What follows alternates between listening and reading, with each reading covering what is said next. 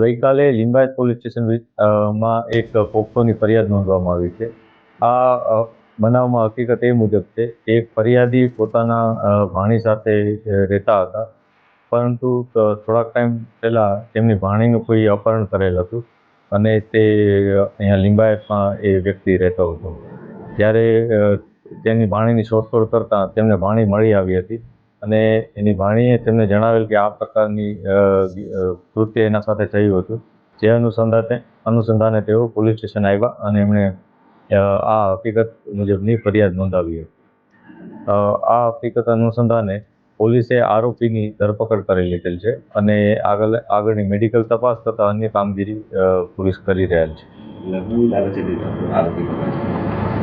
હાલમાં જે પોલીસને માહિતી મળી છે તે મુજબ જે આરોપી છે તેણે આ સગીરભાઈની દીકરીને લગ્નની લાલચ આપી અને ત્યાંથી ભગાડી ગયેલ હતો. એ મુજબની પ્રાથમિક વિગત મળી છે. પોલીસ આ બાબતે ઊંડાણપૂર્વક તપાસ કરી છે.